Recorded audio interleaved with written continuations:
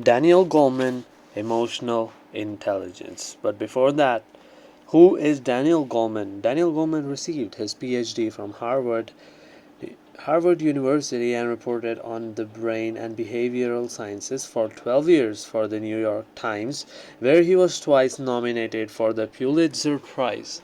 For those of you who don't know what is Pulitzer Prize, it's basically an award for an achievement in American journalism, literature, or it could be music.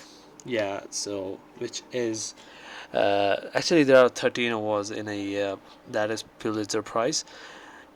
Also, he was awarded as an American Psychological Association Lifetime Achievement Award and is currently a Fellow of American Association for the Advancement of Science.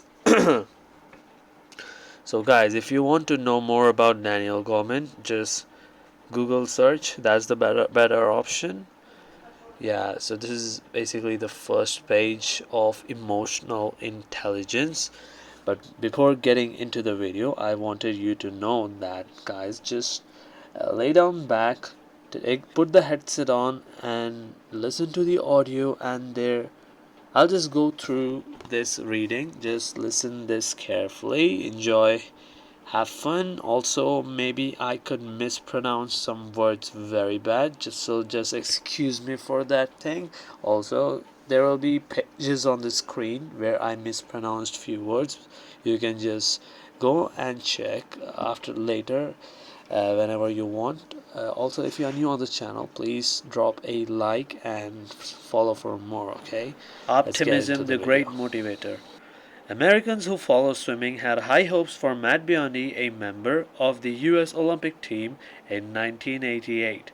Some sports writers were touting Biondi as likely to match Mark Spitz in 1972. Mark Spitz, 1972, oh yeah, feared of taking 7 gold medals, but Biondi finished a heartbreaking third in his first event, the 200-meter freestyle. In his next event, the 100-meter butterfly, Biondi was inched out for the gold by another swimmer who made a greater effort in the last meter.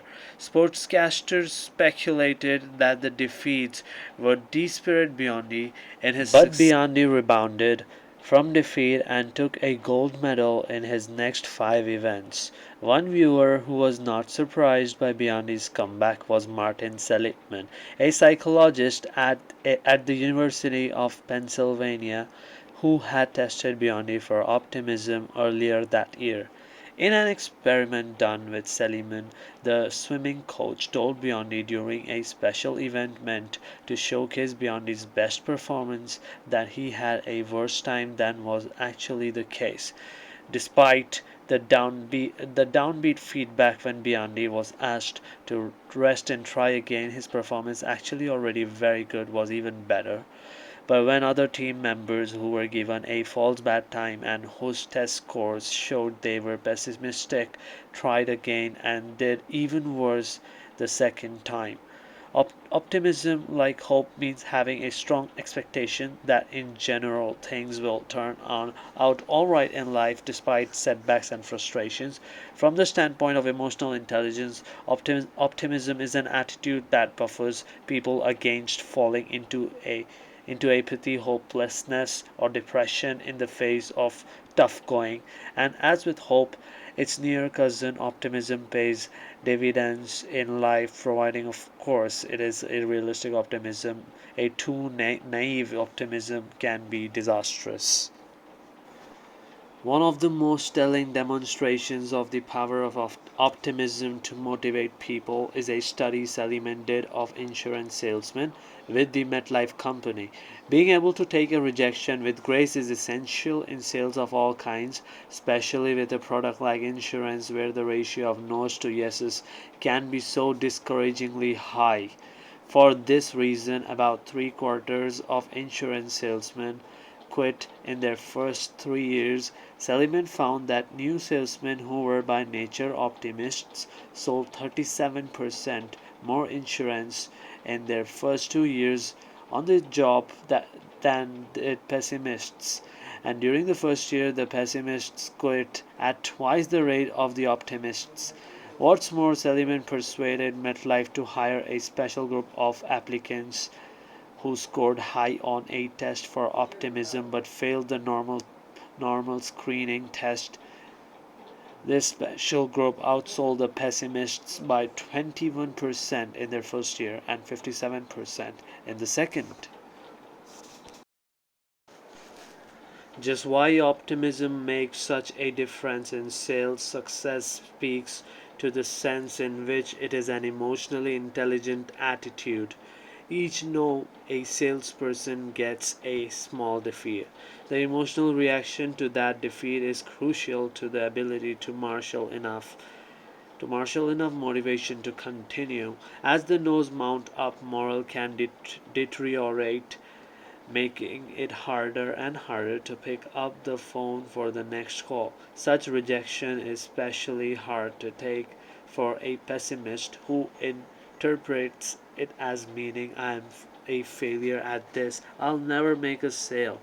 An interpretation that is sure to trigger apathy and defeatism. It is not depression, if not depression. Optimists, on the other hand, tell themselves I am using the wrong approach or the last person was just in a bad mood by saying not themselves but something in the situation as the reason for their failure. They can change their approach in the next call, while the pessimist's mental set leads to despair, the optimist spawns hope. Albert Bandura, a Stanford psychologist who has done much of the research on self-efficacy, sums it up well. People believes about their abilities have a profound effect on those abilities. Ability is not a fixed property. There is a huge variability in how you perform. People who have a sense of self efficacy bounce back from failures. They approach things in terms of how to handle them rather than worrying about what can go wrong, which is absolutely true. Yeah, we can take this note.